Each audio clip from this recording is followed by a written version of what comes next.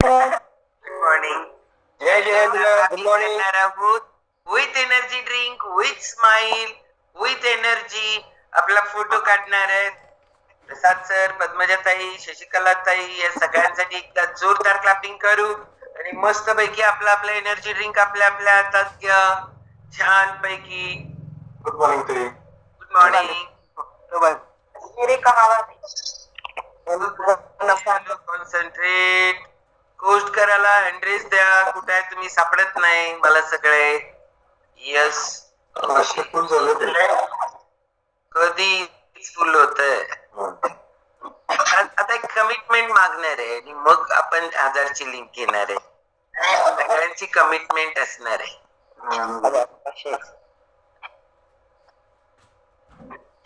Okay.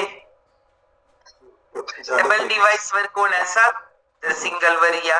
एकावर एका, कारण अजून कोणाला तरी एखाद्याला तरी आत येता येत आहे. बंदी म्हात्रे म्हणणार मी वेटिंग वरच आहे. Good morning sir. Good morning ताई. फुल आहे, फुल झालं ताई. वीस पेजेस फुल आहे. झालं काढून? हो झालं. Thank you sir. थँक्यू ताई. ओके. कालपासून वेटिंग वर असणाऱ्या सुषमा मॅडम, त्याच्यानंतर इमाटेंच्या मिसेस काय नाव? स्वाती मॅडम मी विसरले. स्वप्ना. स्वप्ना मॅडम. हा स्वप्ना मॅडम. स्वप्ना मॅडम असाल तर या लवकर लवकर लवकर. बर्थडे सेलिब्रेट करायचा आहे आपल्याला. ओके चला. जर राकेश पाटलांच्याकडे जाणार आहोत पहिल्यांदा आपण. आता म्हंटल सुषमा मॅडम, त्यामुळे पहिल्यांदा सुषमा मॅडमांच्याकडे जाऊ. राकेश सर करू आपण. ओके सुषमा मॅडम काढा. आजचा आपला फर्स्ट एक्सपिरियन्स आहे. जोरदार क्लॅपिंग करणार आहोत आपण सुषमा ताईंसाठी. Continue Sushma madam. नमस्ते ताई, माझे नाव सुषमा वंजारी. मी बाय बॅकग्राऊंड मी आरोग्य खात्यामध्ये काम करते. गेले 35 वर्ष माझी आरोग्य खात्यामध्ये सेवा आहे आणि मी सांगलीमध्ये राहते. ह्या कम्युनिटीने मला खूप काही दिलं. बरंच मला कळालं नव्हतं जे काही खूप काही मिळालं आहे मला.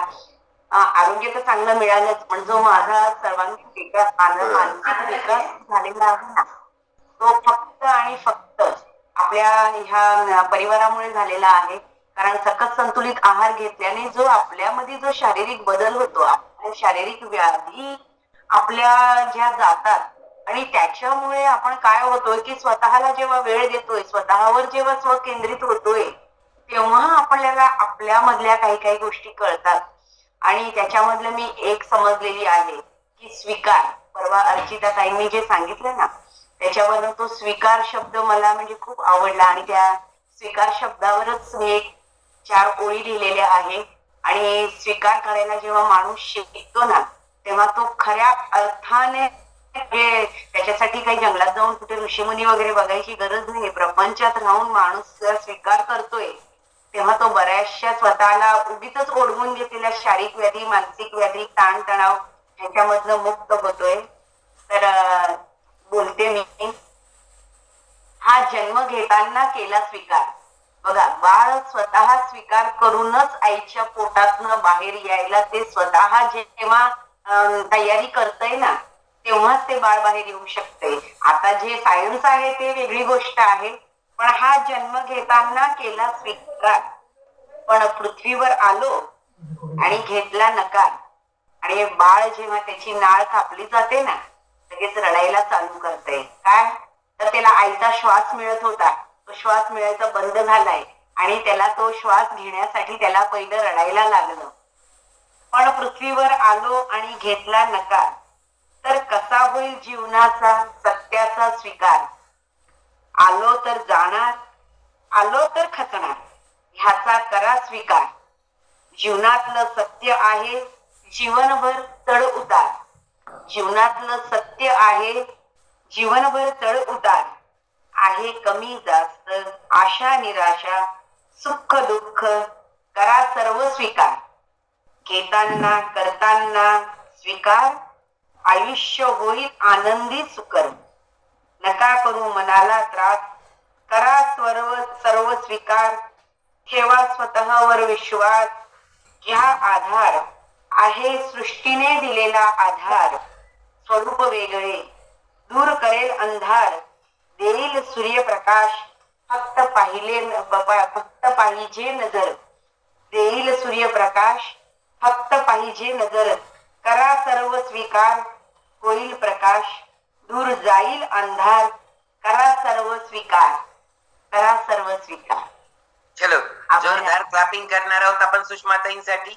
कारण रियालिटी आहे, कुठलीही गोष्ट स्वीकारल्याशिवाय आपल्याला पुढे जाताच येत नाही. त्यामुळं निसर्गाचा नियम आहे, जो स्वीकारतो आणि त्याच्यावर वर्क करतो आणि पुढे जातो. सुख येतं, स्वीकारलं पाहिजे, दुःख येतं, स्वीकारलं पाहिजे आणि मग पुढे जायला पाहिजे. सुषमाताई, मला एक प्रश्न विचारायचा आहे. आतापर्यंत किती कविता केल्यात? आता मी ह्या कम्युनिटीमध्ये म्हणजे परिवारामध्ये जेव्हा जॉईन झाले ना ताई, त्याच्यानंतर बराच वेळ असंच काहीतरी सुचत राहिलं. का तर माझे सगळे ना शारीरिक व्याध्या जरा कमी होत गेले, नाही म्हटलं तरी 6-7 तरी झाले असतील. आणि बरंचसं काही शब्दावरनं काही जेव्हा तुम्ही लोक सांगत असतात ना, तेव्हा मला त्याच्यावर खूप काही लिहायचं सुद्धा सुचतंय आणि मी बराच वेळ ते लिहून काढत असते. जास्त करून मी असं म्हणेल की माझ्या आयुष्यामध्ये मानसिक ताणतणाव खूप आले ताई, चढ उतार खूप आले ताई. सगळ्यात पहिला जो तणाव आला ना, तो माझ्या वडिलांचं मृत्यू होतच आहे. म्हणजे ते मी पचवू नाही शकले. आणि त्याच्यानंतर लग्न झालं, संसारामध्ये आले, सावळीमधनं इकडे आलो. जे त्या वयामध्ये जे काही ताणतणाव येत गेले ना, त्याच्यामधनं हळूहळू वय वाढत गेलं. सगळं त्याच्यामधून बाहेर कसं पडायचं हे शिकत गेले. थोडं अध्यात्माकडे वळले, बऱ्याचशा गोष्टी शिकले, पण शरीराकडे खूप दुर्लक्ष केलं. आणि त्याच्यामुळे आता बऱ्यापैकी मी असं म्हणेल की मानसिक ताणतणावावर किंवा मानसिक व्याधींवर माझ्याकडे भरपूर काही असं मला स्वतःला जे काही मिळालंय ना, ते मी माझ्या जवळ ज्या लहान वयाच्या मुली येतात, म्हणजे आता माझं वय 57 वर्ष आहे, त्याच्यामुळे मी 40-45 वर्षाच्या मुलांना सुद्धा मी माझी मुलंच म्हणते. कारण माझ्या मुलीचंच वय आता 32 वर्ष आहे. त्याच्यामुळे एक जीवनात ठरेलपणा येत गेला आणि बऱ्यापैकी आता मी त्रागा करून घेत नाही, काही नाही, शांतपणे त्या गोष्टीवर विचार करते, शांत राहते. आणि ह्या गोष्टीमुळे मी मानसिक ताणतणावावर खूप काही लिहू शकते किंवा बोलू शकते ताई. यस, कारण काय होतं माहितीये का, कधी काळी कधी पण प्रकर्षानं कुठल्याही गोष्टीचं ज्ञान होऊ शकतं की ज्याच्याकडे तुम्ही बघितला तर. त्यामुळे ती प्रज्ञा जेव्हा कधी जागृत होईल माहिती नाही. कधीतरी कोणीतरी गाणं म्हणेल, त्याला ते आवडायला लागेल, कुणीतरी कविता करू शकेल, पण त्याला स्वस्थ असणं गरजेचं असतं. अस्वस्थ व्यक्तीला काही करता येत नाही. अस्वस्थ व्यक्ती ही प्रत्येक क्षेत्रामध्ये त्याला जरी पैशाच्या स्वरूपात यश येत असेल तरी त्याला समाधानाच्या स्वरूपामध्ये तो शून्य असतो, खूप कमी असतो. आणि आपल्याला ज्या गोष्टी मनापासून आवडायला लागतात आणि त्या गोष्टी आपल्याला करताना आनंद होतो, त्या वेळेला आपल्याला ते खरं खरं ती प्रज्ञा असते बरं का. आणि त्यामुळं सुषमाताई, थोडस वर्क करा. थोडस तुम्ही म्हटलं नाही, एक शब्दावर तर एवढं करू शकतो, थोडस अंतर्मुख व्हायला शिकलाय आणि त्याच्या पाठी मग जे अध्यात्म आधी केलंय ना, ते तुम्हाला मदत करायला लागलंय. शरीराची स्वस्थता, मनाची स्वस्थता, या 2 गोष्टी वर्षात आयुष्य काम करायला लागले. आणि या दोन्हीचा व्यवस्थित मेळ घातला तर बिझनेस करत असाल तर बिझनेस मध्ये सक्सेस व्हाल. जे काही काम करताय त्या कामामध्ये तुम्हाला यश प्रत्येकाला येईल, म्हणजे येईल. कारण स्थिरता, तुम्ही जे म्हटला ती स्थिरता.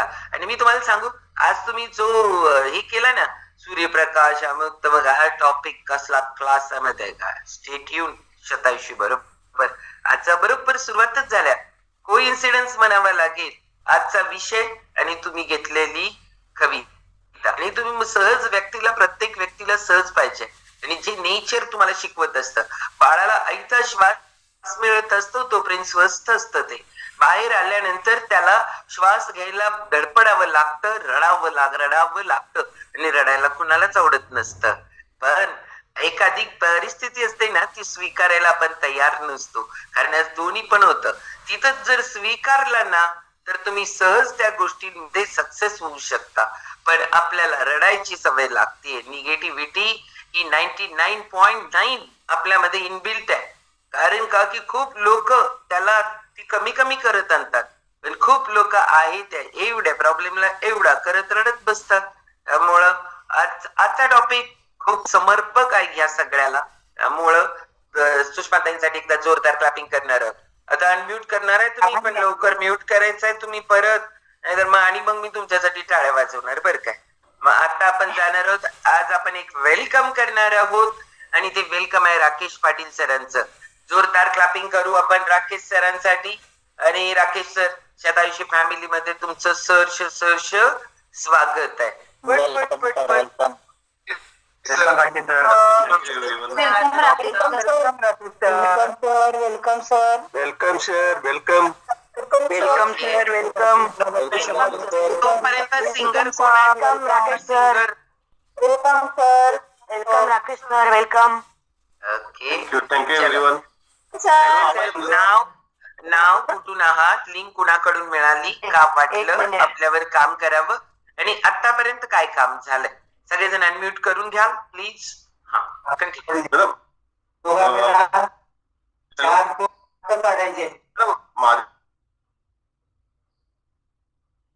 अनम्यूट करा राकेश सर, अनम्यूट करा.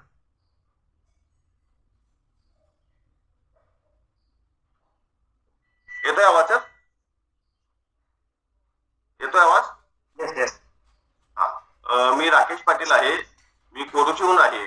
मी गेली 2 महिने झाले या फॅमिली बरोबर आहे. आपल्याला ही लिंक आपले मित्र नागेश पाटील सर आणि राहुल पाटील सर यांनी दिलेली आहे. ऍक्च्युली माझं वय आहे आता 33. एक 2 महिन्यापूर्वी मला सेरेब्रल इन्फेक्टचा इश्यू झाला होता. म्हणजे आपल्या लहान मेंदूला सूज आली होती. त्या सूज आल्यामुळे ना मला उठून बसता येत नव्हतं किंवा काहीच करता येत नव्हतं. ऍक्च्युली मी गेलो होतो फिरायला, तिथंच मला चक्कर वगैरे येण्याचा त्रास चालू झाला. तिथून माझ्या मित्राने ऍडमिट केलं मला. ऑलमोस्ट मी 8 ते 9 दिवस आयसीयू मध्ये होतो. मग आयसीयू मध्ये असल्यानंतर डॉक्टरने सांगितलं की काही टॅबलेट चालू केल्या. त्याच हॉस्पिटलमध्ये मला बीपी प्लस शुगर दोन्ही डिटेक्ट झालेले. दोन्ही डिटेक्ट झाल्या माझं थोडं खच्चीकरण झालं होतं. ऍक्च्युली डॉक्टर बोलले की माझ्या आईला बीपी आणि शुगर दोन्हीचा त्रास आहे, त्यामुळे अनुवंशिकतेप्रमाणे ती पुढे येणार, त्यामुळे त्यांनी टॅबलेट चालू केल्या. इन्सुलिन चालू केलं होतं त्यावेळेस. माझी शुगर असायची 220 230 ॲव्हरेज मध्ये असायची. पुन्हा हॉस्पिटलाइज होऊन आल्यानंतर एक 10 दिवसानंतर मला नागेश पाटील सर आणि राहुल पाटील सर आले भेटायला. त्यांनी माझा सगळा प्रॉब्लेम ऐकून घेतला. त्यांनी मला फ्युएल इंटेक करण्याचा आणि वेट कमी करण्याचं सजेशन दिलेलं आहे. मग त्याप्रमाणे आपण आता 2 महिने झाले त्यावर वर्कआउट करतोय. फ्युएल इंटेक मी नेक्स्ट डे पासून चालू केला त्याचा. ऍक्च्युली फ्युएल इंटेक चालू केल्यापासून एक 7 ते 8 दिवसात माझं जी शुगरसाठी इन्सुलिन मी घेत होतो ना, ती पूर्णपणे बंद झाली. डॉक्टरांनी बंद केली त्यावेळेस. मी 8 दिवसानंतर पुन्हा डॉक्टरांच्या फॉलोअप साठी गेलो होतो ना, त्या डॉक्टरांनी पुन्हा इन्सुलिन बंद केली. त्याच्यानंतर त्यांनी टॅबलेट चालू केल्या बीपी आणि शुगरसाठी फक्त. मग बीपी आता मी काल डॉक्टरांना भेटून आलो. लास्ट वीक मध्ये माझं शुगरचं चेक केलं होतं. म्हणजे फास्टिंग शुगर आणि बीपी शुगर दोन्ही सुद्धा 110 आणि 130 रेंज मध्ये आहेत आता. आणि बीपी राहतो 150 मॅक्झिमम होता माझा, म्हणजे मॅक्झिमम राहत होता तो 130 वर आलेला आहे. फक्त काल एक 2-3 दिवस बीपी गोळ्या मिस झाल्यामुळे 180 पर्यंत गेला होता माझा बीपी. त्यामुळे पुन्हा डॉक्टर बोलले की नेक्स्ट वीक मध्ये पुन्हा सजेशन घेऊया बोलले. मग त्याच्यामध्ये या माझ्या ऍडमिट जेव्हा झालं होतं ना, तेव्हा मला हाईट फोबिया झाला होता. हाईट फोबिया म्हणजे मी आमचं वर्क जे आहे बाय बिझनेस, माझा फॅब्रिकेशनचा व्यवसाय आहे, त्यामुळे आम्हाला हाईटवर काम जास्त करावं लागतं. आता या प्रॉब्लेममुळे ना मला 10 फूट हाईटवर सुद्धा काम करता येत. त्याच्यामुळं मी ऑलमोस्ट कामाची कंडिशन थोडी कमी केली होती. म्हणजे खाली ग्राउंड फ्लोअरवर जेवढं काम असेल ना तेवढं मी बाय कॉन्ट्रॅक्ट घेत होतो. त्याच्यानंतर ते सर्व काम कमी झालं. पुन्हा एक आठवडा आपलं फ्युएल इंटेक केल्यानंतर माझा कॉन्फिडन्स वाढला. पुन्हा मी हाईटवरची कामे घ्यायला चालू केली. त्याच्यानंतर पुन्हा मला सुरुवातीला जो म्हणजे हॉस्पिटल होण्यापूर्वी सुद्धा याचा आपला ऍसिडिटीचा खूप त्रास असायचा. दिवसातून मी 2 किंवा 3 गोळ्या घेत होतो ऍसिडिटीच्या. डॉक्टर एक सजेस्ट करत होते, पण मी घेत होतो 3 गोळ्या. जेवणापूर्वी वगैरे असं 2-3 वेळा घेत होतो. 3 वेळाच्या जेवणावेळी 3 गोळ्या मी घेत होतो.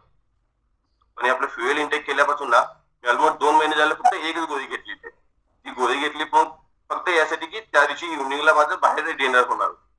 मग डिनर झाल्यानंतर ऍसिडिटी थोडा त्रास झाला, त्यामुळे मी एकच गोळी घेतली. पण 2 महिन्यात मी एकच गोळी घेतली. त्यामुळे हा त्रास पूर्णपणे बंद झालेला आहे. माझ्या आता बीपी शुगर दोन्ही पण नॉर्मल आहेत. बाकीचा जो लहान मेंदूचा जो त्रास होता ना तो पूर्णपणे बंद आहे. मला आता चक्कर येत नाही किंवा हाईटवरचा काही प्रॉब्लेम असेल तरी मी ऑलमोस्ट 100 फूट हाईट पर्यंत मी काम करू शकतो आता सध्या. आणि मी लास्ट वीक मध्ये आमच्या साईटवर ना 100 फूट हाईटवर जाऊन आलो. असं Yes. माझं. आणि प्लस माझी आता जी काम करण्याची एनर्जी होती ना, सुरुवातीला मी 1-5 वाजले ना, मला ऍक्च्युअली भूक लागत होती. म्हणजे सुरुवातीला म्हणजे ऍडमिट होण्यापूर्वी. आणि 4-5 वाजता जर मी काही खाल्लं नाही तर पुन्हा मग संध्याकाळपर्यंत माझे पाय वर सगळे दुखायचे, पाय पडून यायचे, पूर्ण पायात मुंग्या यायच्या. आता हा प्रॉब्लेम काही नाही. ऑलमोस्ट रात्री मी 9 वाजेपर्यंत जरी मी काही खाल्लेलं नाही दुपारनंतर, तरी मला काही त्रास होत नाही याचा. आणि मी इव्हनिंगला सुद्धा 7 वाजता फ्युएल इंटेक करतो याचा. येस. राकेश सर, सगळ्यात मेन महत्वाचं काय आहे माहितीये का, एज खूप कमी आहे. आणि तुम्ही जे बरोबर. सांगितलं ना, डायबिटीस तुम्हाला डिटेक्ट हॉस्पिटलमध्ये झाला नाही, डायबिटीस तुम्हाला हॉस्पिटलमध्ये कळाला की हा. तुम्हाला डायबिटीस आहे. ज्या वेळेला संध्याकाळी भूक लागत होती, शुगर लेवल खाली जातात, त्यावेळेला आपल्याला भूक लागतात. ज्या वेळेला तुम्ही म्हणता ना फोबिया, रियालिटी मध्ये ज्या वेळेला पेशीला शुगरच मिळत नाही, त्या वेळेला त्याचा आधीच उडालेला असतोय थरकाप. आणि त्यात आपण या सगळ्या गोष्टी, एनर्जी लो राहते ना, एनर्जी लो, कॉन्फिडन्स लो, मग अजून प्रॉब्लेम क्रिएट करून घेतो आपण. खूप कमी एज मध्ये हे छोटे आहे ना, हे लवकर जाईल. फक्त कन्सिस्टन्सी. कारण कन्सिस्टन्सी नक्की नागेश पाटील सर, राहुल सर हे तुमच्याकडे मी येऊन जरी सकाळी 5 वाजता जरी नाही, म्हणजे 5:30च्या सेक्शनला जरी जॉईन नाही झालो, तरी मला नागेश पाटील सरांचा डेली फोन येतो. तुम्हाला मी सांगू का, आता कोणीतरी बोललं बघा की बघा ह्याच्यामध्ये नेम मध्ये की जॉईन झालेत का. म्हणजे आता 500 लोक आहेत ना, ह्या 500 लोकात कोण जॉईन झाले, कोण नाही झालं, कोच शोधतो. आणि जर झाला नसेल तर तुम्हाला कॉल करतो, राकेश सर कुठे दिसेना झालाय. म्हणजे एवढा फॉलोअप तगडा. आपण आपल्यासाठी करत नाही बरं का, आपण आपल्यासाठी काहीच नाही करत. आपल्याला ती सवय लागल्या की आपल्याला फक्त घरासाठी करायचंय, मुलांसाठी करायचंय, ऑफिस मध्ये कामासाठी करायचंय, नुसतं सगळं दुसऱ्यासाठी करायचंय. स्वतःकडे बघायला स्वतःला वेळच नाही. शरीर अन्न मागतंय म्हणून जाणीव होत्या, आणि जाणीव झाल्यानंतर गप्प नाही बसलं तर ऍसिडिटी होत्या. हे सगळं झालं तरी पण आपण एक गोळी खाणार कर, आपण आपल्याकडे लक्ष देणार नाही. हे एवढं सगळं आहे ना, या सगळ्या गोष्टींवर आपण वर्क ज्या वेळेला स्वतःवर करायला लागतो, तर रियालिटी आहे बॉडी तुम्हाला लई साथ देत आहे. जेवढे एनर्जी वाढायला लागल्या, जेवढं मी तुम्हाला सांगू का, तुम्ही ऑब्झर्व करा, तुम्ही तुमचं बॅलन्स शीट ठेवा, तुमचा 101% बिझनेस पण वाढतो. कारण का, की स्वतःला स्टेबल केलं, थोडस आत बघितलं, स्वतःकडं थोडा स्वतःचा कॉन्फिडन्स वाढला, हेल्थ चांगली झाली ना, ह्या सगळ्या गोष्टींमुळे खूप भारी म्हणजे फरक पडतो. मला आता याच्यामध्ये ना सुरुवातीला म्हणजे हे सगळं जॉईन होण्यापूर्वी माझी कुठल्याही कामात कन्सिस्टन्सी नसायची. मी याच्या आधी ऑलमोस्ट 1 वर्षापूर्वी किंवा 6 महिन्यापूर्वी म्हटलं तर जिम जॉईन करून बघितली होती. जिम साठी मी 6 महिन्याचे पैसे भरत होतो. पुन्हा 3 ते 4 दिवस झाले ना, माझा मूड ऑफ व्हायचा, मी जिमला जायचं बंद करायचं. म्हणजे त्या ह्याच्यात कन्सिस्टन्सी राहायचीच नाही माझी. पण आपल्या फॅमिलीला जॉईन झाल्यापासून ऑलमोस्ट 2 महिने झाले मी एकही सेशन चुकवत नाही. व्हिडिओ ऑफ असला तरी मी बघत राहतो सगळे. म्हणजे कन्सिस्टन्सी कम्प्लीट आहे आपली आता सध्या. आणि राहुल पाटील सर आणि नागेश पाटील सर या दोघांच्यामुळे राहिलेले आहेत. ते मला राकेश सर, फोन करत असतात. राकेश सर जे एकदम पॅकेज घेतात बघा, 6 महिन्याचं आणि 1 वर्षाचं, ते पैसे वाचावे म्हणून घेत नाहीत. ते वर्षाचा आणि 6 महिन्याचं पॅकेज घेणारे लोक आहेत बघा, ज्याचा स्वतःवर विश्वास नाही. 1 महिन्यानंतर मी करेन, मग ते ज्याला वाटते ना माझ्यावरच विश्वास नाही, मी करेन का नाहीचा, सेल्फ कॉन्फिडन्स ज्याचा कमी असतो, त्याला कन्सिस्टन्सी साध्य करता येत नाही, ते लोक वर्षाचे पॅकेजचे पैसे भरतात, 6 महिन्याचे भरतात. पैसे किती वाचवत असतात? कमी. पण त्यांना वाटत असते ते पैसे भरले म्हणून आपण करायला पाहिजे. ते पैसे वसूल करण्यासाठी तर काही ना मी जाईन म्हणून आपण थोडे मोठे पॅकेज घेत असतो. बरोबर. येस, काय नाही, आता कन्सिस्टन्सी ठेवा. खूप कमी वय आहे, या कमी वयामध्ये हेल्थ असणं खूप गरजेचं आहे. कॉन्फिडन्स लेवल असणं गरजेचं आहे. हेल्थ असेल तर कॉन्फिडन्स मिळतो. शतायुष्य ऑलवेज सगळ्यांच्या बरोबर आहे. ओके, चलो राकेश सरांसाठी एकदा जोरदार क्लॅपिंग करू आपण. आणि आता आपण जाणार आहोत जैन आणि वनिता चोपडे ताई, आपल्याला एक बर्थडे सेलिब्रेट करायचा आहे. कुठे गेले त्या परत? स्वप्ना मॅडम, स्वप्ना ताईनं जरा हे करा, स्वप्ना मॅडम वाढदिवसाच्या हार्दिक हार्दिक शतायुषी शुभेच्छा. ओके चलो पटापट बर्थडे विश करा, कारण आज आपला टॉपिक आहे माती पाणी उजेड वारा मधलाच एक विषय आहे. त्याच्यामुळे की नाही आपण मस्त पैकी स्वप्ना मॅडमांचा बर्थडे सेलिब्रेट करणार आहोत. पटपट मग कोण गाणं म्हणणार आहे ते पटपट म्हणा. कोण म्यूटच करून टाकलं तरी का वाजवताय म्हणते मी.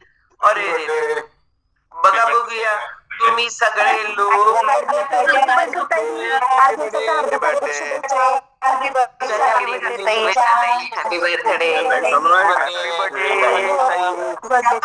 Happy birthday.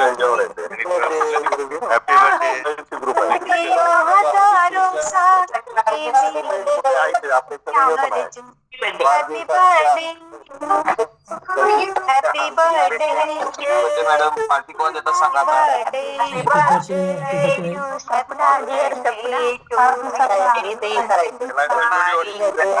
कुणाचा तरी मी वेगळा आवाज ऐकला. मॅडम माझा ओके भारी शेला ताई. हॅपी बर्थडे म्हणून मी म्यूट केलं मला येस मॅडम माझा पण सगळे भारी भारी मी पण जॉईन झालोय ओके फॅमिलीमध्ये येऊन एवढं सगळं तयार झालंय खूप छान. सांगते ना नाव कुठून आहात, लिंक कुणाकडून मिळाली आणि कितवा वाढदिवस आहे ते मात्र पहिल्यांदा सांगायला लागतंय बरं काय. कारण आपल्याला सांगायला आवडत नाही ना माझं वय, आणि या लोकांना अति उत्सुकता ऐकायची असते. त्यामुळं लागते काय. थँक्यू धन्यवाद. मी स्वप्ना या माटे, मी अब्दुल्ला टेतून आहे आणि माझा 33 कम्प्लीट होऊन मला 34 चालू झाले आणि खूप छान वाटतंय की आज सगळ्यांनी मला मॉर्निंगला एवढं छान हे दिले, शुभेच्छा दिल्या. आता इथून पुढे मला म्हणजे दिवसभर तरी मला शुभेच्छांचा हे पुरणार आहे, आशीर्वाद मिळणार आहे. त्यामुळे इथून पुढचा दिवस खूप छान जाणार आहे माझा. Thank you so much. आणि फॅमिलीला जॉईन होऊन खरंच खूप छान वाटतंय. एक निर्णय घेतला मी की फॅमिलीला जॉईन व्हायचं की नाही ह्या कन्फ्युजन मध्ये होते, पण खूप क्लिअर झालं एकदम आणि मी चांगला निर्णय घेतला असं वाटलं आणि त्याचं मला बेनिफिट पण मिळतंय. मी पॉझिटिव्ह आहे आणि परत बऱ्याच गोष्टी आहेत जसे लाईफ चेंजिंग होतं तसं अनुभव आहे हा. आपली भेटली आणि लाईफ चेंज झालं माझं. बरेचसे मला आपले जे फ्यूल आहेत ते जसं इंटेक करायला चालू केले तसं छान रिझल्ट आहे. मला थायरॉइडचा प्रॉब्लेम होता, अँटी डिप्रेशनचा प्रॉब्लेम होता, परत म्हणजे मेडिकेशन चालू होते, परत ऑटो इम्युन डिसीज म्हणतात तो मला प्रॉब्लेम आहे.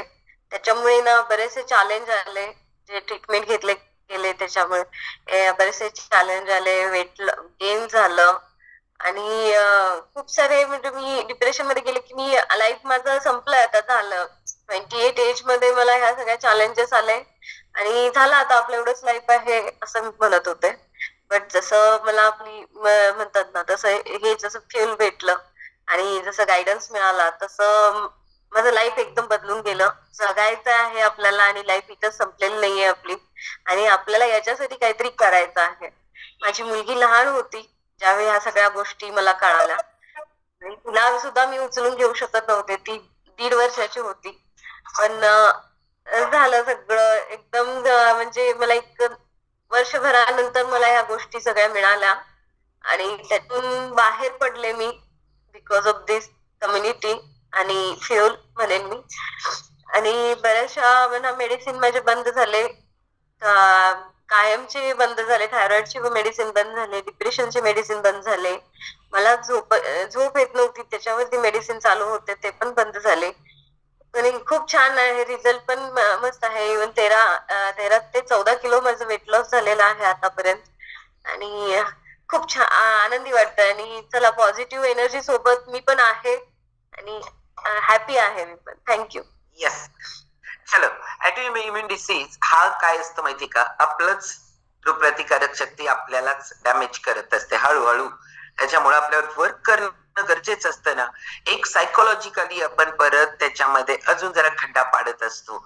म्हणजे आपण फिजिकली मेंटली हेल्दी राहणं किती गरजेचं असतं. आणि ह्या सगळ्या गोष्टी जर नसल्या तर मग आपला जो छोटा मोठा काही चॅलेंज असेल त्याला छोट्याला छोटा छोटा करत यायला पाहिजे, मोठ्याला अजून छोटा करत यायला पाहिजे. आणि ते मन करता आपल्याला जे काय प्रॉब्लेम आहे ना तो विसरायला पाहिजे, वर्क करायला पाहिजे. जसं सांगितलं ना सुषमाताईने, जे काही आहे ते स्वीकारा, त्याच्यावर वर्क करा. वर्क केल्यानंतर बॉडी हील होते, बॉडी परत ओके काम करायला लागते. त्यामुळे स्वतःवर वर्क करणं खूप गरजेचं आहे. आणि स्वतःवर वर्क करत असताना ना आपल्याला कुठल्या कुठल्या गोष्टींकडे आपलं दुर्लक्ष व्हायला लागलंय. स्वप्ना मॅडम साठी एकदा जोरदार क्लॅपिंग करू आपण. आणि आता आपण जाणार आहोत आपल्या विषयाकडे. नेचर ना आपल्याला खूप गोष्टी देत असतं, त्या नेचरकडे आपलं लक्षच नसतं. आणि आमच्याकडे एक खूप मस्त मला काल विषय याच्यानंतर लक्षात आला, ज्याकडे एक एवढी भारी योग गीत आहे की माती पाणी उजेड वारा निसर्ग साधने नित्य आचरा आणि निसर्ग शक्तीशी नाते जुळवून जीवन आपले सुखी करा. मग हे एवढं भारी योग गीत आहे राहील करताईने आमच्या लिहिलेलं आहे. आणि मला त्या ह्याच्यानंतर हा टॉपिक ऐकल्यानंतर किती आपल्या परीनं आपण दुर्लक्षित आहे. नॅचरल डॉक्टर असा त्यांना जरी वेळ दिला म्हणजे विषयाला नाव दिलं असलं तरी सुद्धा ह्याच पंचमहाभूतातला एक आहे. आणि मग त्याच्याकडं आपण अजिबात लक्ष देत नाहीये. त्याच अभावामुळे काय होतं, त्याला लक्ष देणं किती गरजेचं आहे, दिल्यानंतर काय होतं हे आपण आज जाणून घेणार आहोत. आजचा विषय मांडणार आहेत प्रिया भंडारे मॅडम. जिथं हँड्रेस द्या प्रिया मॅडम पहिल्यांदा, कारण तुमचा हँड्रेस नसेल तर आम्हाला कोट करता येत नाही, कारण आम्ही इथं आता या वेळेला ऑल म्यूट टाकतोय. ओके भंडारी तैलच भारी दिसायला लागलाय खरं.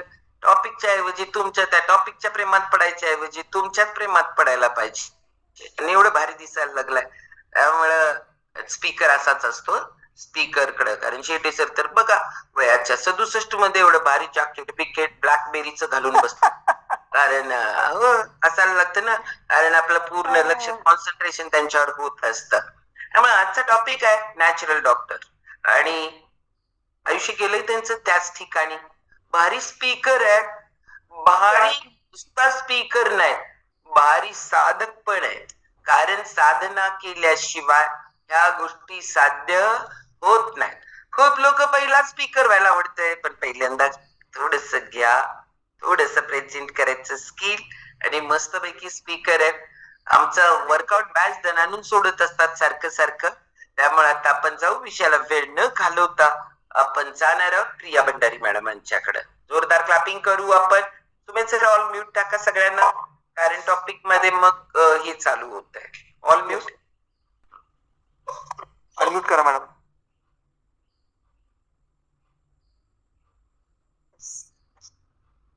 Good morning to all of you. मी ऍडमिट करायचं येते मॅम, माझं होस्ट आहे का? तुम्ही काय नाही करणार आहे, तुम्ही फक्त बोला. आहेत सगळे. तुम्हाला पोस्ट का केलं, कारण सगळ्यांना ऑल म्हटले ना. Good morning to all of you. मी प्रिया भंडारे आणि मी पेठ वडगावहून आहे. बाय प्रोफेशन मी एक फार्मासिस्ट आहे. 87 फॅमिलीची जी मला ओळख करून दिली ते आमच्या ग्रेट कोच, त्या म्हणजे साखरवाले मॅडम. कारण माझं अतिशय वेगानं वाढत चाललेलं वजन, म्हणजे जवळजवळ शतपूर्तीकडे माझी वाटचाल अगदी वेगानं सुरू होती. आणि त्यातच कमी वयात माझ्या बीपीच्या 3 गोळ्या देखील सुरू झालेल्या होत्या. पण या सगळ्या प्रॉब्लेम मध्ये असून देखील मला माझ्या आरोग्यावरती काम करावं ह्या विषयीची जाणीव होत नव्हती. पण सलग 1 वर्ष साखरवाले मॅडम मला लिंक देत होत्या आणि याविषयी जागृत करत होत्या की बाई तुला ह्या सगळ्याची खूप गरज आहे. पण शेवटी त्यांच्या आग्रहास्तव मी एकदा ह्या लिंकला जॉईन झाले. आणि त्यानंतर मला कळालं की कुठल्या महत्वाच्या गोष्टीपासून लांब आहे. आणि त्यानंतर ही जी 87 फॅमिलीमुळे माझ्या संपूर्ण लाईफस्टाईल मध्ये जे काही चेंज झाला तो खरंच अमेझिंग आहे. आरोग्याची तर वाटचाल एकदम छान झालेलीच आहे. बीपीच्या गोळ्या बंद झाल्या, वजन कमी व्हायला लागलं, लोकांच्याकडनं छान छान कमेंट्स यायला लागल्या. त्यामुळं मी खरंच खूप हॅपी आहे. आज आपल्या ह्या कम्युनिटीने मला बोलण्याची संधी दिली त्याबद्दल मी खरंच त्याची खूप आभारी आहे. आणि असंच आभार मला आणखी एखाद्यांचं मानायचं आहे, ते म्हणजे आपले नॅचरल डॉक्टर्स. ते म्हणजे हवा, पाणी, सकस संतुलित आहार, झोप, व्यायाम आणि सूर्यप्रकाश. आता लहानपणापासून आपण एक गोष्ट शिकलेलो आहोत, ते म्हणजे पानं, फुलं, वृक्ष या सगळ्यांना त्यांचं अन्न तयार करण्यासाठी प्रकाशाची गरज असते, म्हणजे फोटोसिंथेसिससाठी. आणि पण ह्यांना जर गरज असतेच, पण त्याचबरोबर आपल्याला देखील त्याची तितकीच त्याहून जास्त गरज या सूर्यप्रकाशाची असते. पण आपलं त्याच्याकडे अगदी दुर्लक्षच होत असतं. कारण काय होतं, तो आपल्याला इझिली मिळतो ना, म्हणून आपल्याला त्याची व्हॅल्यू नाही. पण सूर्यप्रकाशामध्ये जी ताकद, जी एनर्जी, जी ऊर्जा असते ती आपल्या प्रत्येक सेल, टिश्यू, उती, रक्त, मांस, हाड ह्या सगळ्यांसाठीच खूप गरजेची असते. आणि याच्या अभावामुळे सध्या आपण वेगवेगळ्या आजारांना बळी पडतोय. ते म्हणजे हाडांची दुखणी असू देत, sugar, thyroid, BP, cancer, skin diseases असू देत, मायग्रेन असू दे, यासारखे वेगवेगळे जे आजार आहेत यांना बळी पडतोय ते फक्त ह्या नॅचरल डॉक्टर्सना आपण व्यवस्थित व्हिजिट न केल्यामुळे. आता तुम्ही सांगा, एखादा आजार झाला, आता मी हॉस्पिटलमध्ये फार्मासिस्ट आहे, रोज बघतो आमच्या इथं खूप सारे पेशंट्स येतात. एक प्रोसिजर आहे की बाबा तुम्ही या रांगेतून उभं राहा, मग केस पेपर काढा, त्याच्यानंतर डॉक्टरांना भेटा, डॉक्टरांना भेटल्यानंतर ते मग एक औषधाची यादी देणार आणि ते आमच्याकडे तुम्ही घेऊन येणार, मग आम्ही तुम्हाला ती औषधं देणार. म्हणजे ही सगळी प्रोसिजर तुम्हाला इच्छा असो किंवा नसो पार पाडावीच लागते. पण आपला हा जो सूर्य नावाचा जो नॅचरल डॉक्टर आहे की नाही, ना त्याच्या जवळ जाण्यासाठी आपल्याला केस पेपर काढावा लागतो, ना तासन तास रांगेत उभं राहावं लागतं, ना तो आपल्याला कुठलीही औषधाची यादी देतो. तर काय फक्त आपल्याला त्याच्याजवळ जायचं इतकंच करायला लागते. पण आपण काय केलंय, आपण स्वतःला ना खोल्यामध्ये गुंतवून ठेवलेलं आहे आणि स्वतःला अशा एका कोशामध्ये गुरफटून ठेवलेलं असल्यामुळे काय झालंय, आपण निसर्गापासून खूप लांब गेलेलो आहोत. आणि त्यामुळं हाडांची दुखणी, म्हणजे आता आमच्या जे दवाखान्यामध्ये आता वयस्कर लोक येतात बघा, ह्याच्यासाठी हाडांचं दुखतं, म्हणजे मानदुखी, कंबरदुखी, जे गुडघे दुखी, हाडांचे विकार, ह्याच्यासाठी जे लोक येतात त्यांचं वय आधी साधारण 60-70 नंतर हे होणारे आजार असायचे. पण आता 30-35 मध्ये देखील असे आजार व्हायला लागलेले आहेत. हे का? कारण आपण निसर्गापासून खूप लांब गेलेलो आहोत. मग याच्यावरचा उपाय काय?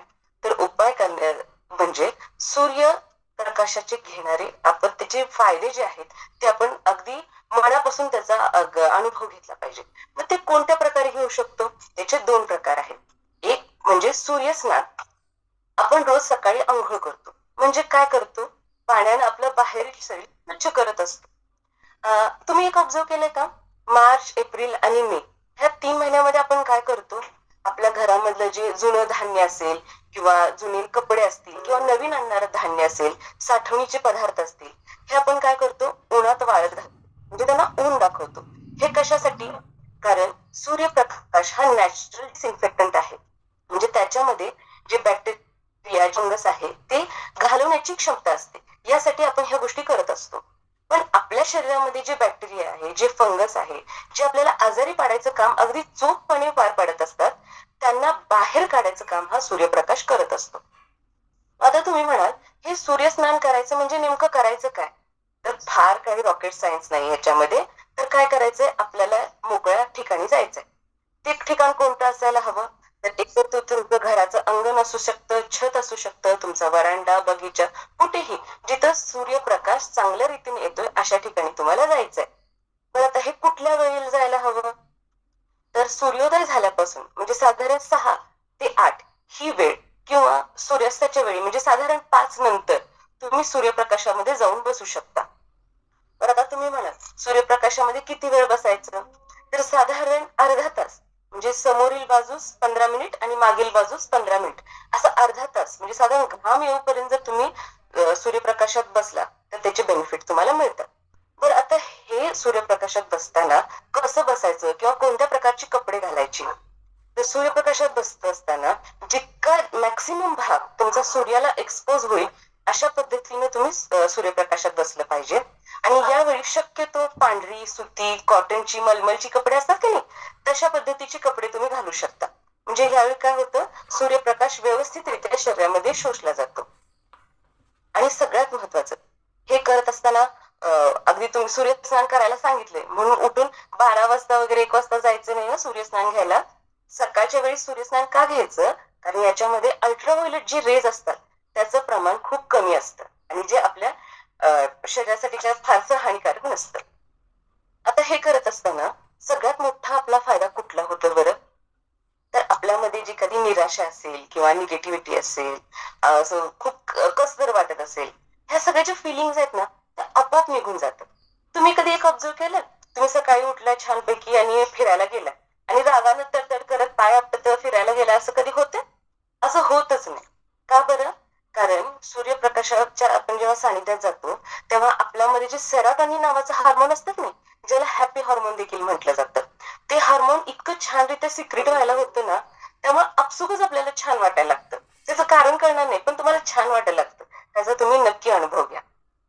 आणि त्यामुळे काय होतं, आपल्यातलं डिप्रेशन म्हणा, निगेटिव्हिटी आपोआप निघून जाते. आणि याच्यातला दुसरा आणखीन एक फायदा कुठला होतो, तर आपली झोपेची जी क्वालिटी आहे ना ती पण इतकी भारी सुधारते. का माहितीये? कारण आपल्या त्वचेच्या खाली ना मेलॅनिन नावाचं एक हार्मोन असतं आणि त्याच्यावरती जेव्हा सूर्यप्रकाश पडतो तेव्हा ते मेलॅनिन चांगल्या रीतीने सिक्रेट व्हायला लागतं आणि त्यामुळे आपली झोपेची क्वालिटी देखील सुधारते. सूर्यप्रकाशामध्ये गेल्यामुळे आपली रोगप्रतिकार क्षमता देखील खूप चांगल्या रीतीने वाढते. कारण आपल्या शरीराला ना व्हिटॅमिन डी ची गरज असते आणि सूर्यप्रकाशामध्ये ते व्हिटॅमिन डी अगदी मुबलक प्रमाणात असतं, पण आपणच त्याच्याकडे दुर्लक्ष केलेलं असतं आणि आपण दवाखान्यात जातो आणि व्हिटॅमिन डी च्या गोळ्या घेत असतो. जेव्हा आपल्याला पुरेशा प्रमाणात व्हिटॅमिन डी मिळतं तेव्हा आपण जे आपल्या डाएट मधनं कॅल्शियम घेतो ना, म्हणजे दूध म्हणा, पनीर, चीज किंवा एनी कॅल्शियम रिच डाएट, हा जो आपण घेतो की नाही त्यातलं जे कॅल्शियमचं ऍब्सॉर्प्शन आहे ते शरीराकडनं चांगल्या रीतीने होण्यासाठी ना आपल्याला व्हिटॅमिन डी ची गरज असते आणि ते आपल्याला सूर्यप्रकाशातनं खूप चांगल्या रीतीने मिळतं. आणि समजा तुम्हाला व्यवस्थितरित्या कॅल्शियम मिळालं, तुमची हाडं व्यवस्थित बळकट झाली, तर तुमची संपूर्ण इम्युन सिस्टीम स्ट्रॉंग होते आणि तुमचं जे शरीरातले जे काही प्रॉब्लेम्स आहेत ते आपोआप निघून जातात. असे हे सूर्यस्नानाचे फायदे तर आहेच. आता दुसरा प्रकार आहे तो म्हणजे सूर्यदर्शन. आपला मेंदू ना हा फक्त 2 ते 3% आपण त्याचा वापर करत असतो. आपले डोळे जे आहेत की नाही त्याला शास्त्रज्ञ काय म्हणतात माहितीये? ते आपल्या मेंदूची खिडकी आहे. त्यामुळे जेव्हा तुम्ही सूर्याकडे एकटक सलग 15 मिनिटं बघता त्यावेळी काय होतं, सूर्याकडून जी आपल्याला एनर्जी, जी पॉझिटिव्हिटी मिळते ती सगळी आपल्या डोळ्यामार्फत आपल्या शरीरामध्ये उतरते आणि आपल्यामध्ये असणारी जी निराशा म्हणा, निगेटिव्हिटी म्हणा, ती सगळी निघून जात असते. पण आता हे सूर्यदर्शन करायचं त्याचे खूप जे अप्रतिम फायदे आहेत की नाही, मग ते काय फक्त एकदा केलं दोनदा केलं म्हणून होत नसतं. रोज नियमित सातत्याने तुम्ही ही गोष्ट जेव्हा करता, म्हणजे सगळं सूर्योदयाच्या वेळी एकटक सूर्याकडे 15 मिनिटं फक्त बघा. बघा, ज्यांचे चष्मे आहेत ना त्यांना तर मी आवर्जून सांगेन तुम्ही नक्की सूर्यदर्शन करा. चष्म्याचा नंबर तुमचा हमखास होईल. आणि ज्यांना मायग्रेनचा त्रास होतो त्यांना देखील सूर्यदर्शनाचे खूप सारे फायदे होत असतात. आणि जेव्हा आपल्या लाईफमध्ये ना पॉझिटिव्हिटी वाढायला लागते, एकंदरीत आपलं आयुष्यमान ना खूप छान सुखकर व्हायला सुरुवात होत असतं आणि प्रत्येक ठिकाणी जे काही चांगलं आहे ती बघण्याची आपली वृत्ती वाढते.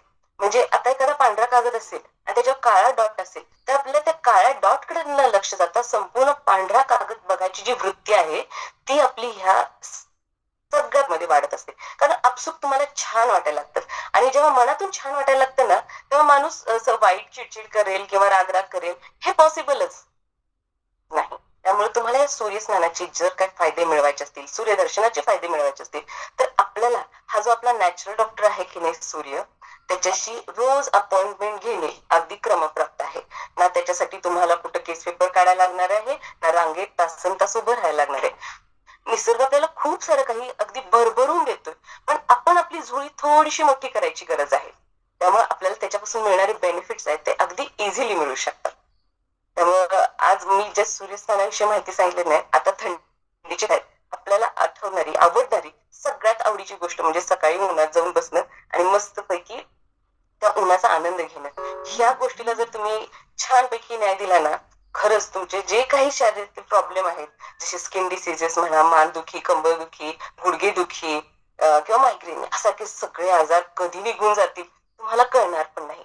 कारण आमच्या दवाखान्यात आमचे डॉक्टर अगदी आवर्जून जे लोक जे गुडघेदुखीसाठी येतात ना त्यांना आम्ही आवर्जून हा सल्ला देतो की तुम्ही सकाळी एक अर्धा तास तरी उन्हात बसाच आणि त्याचे ट्रिमेंडस असे फायदे लोकांना होत आहेत, कारण हे आम्ही प्रत्यक्ष बघत आहोत. त्यामुळे तुम्ही देखील सगळ्यांनी, आता जे जे लोक ऐकत आहेत त्यांनी ह्या सूर्य नावाच्या डॉक्टरची व्हिजिट रोज घ्यावी.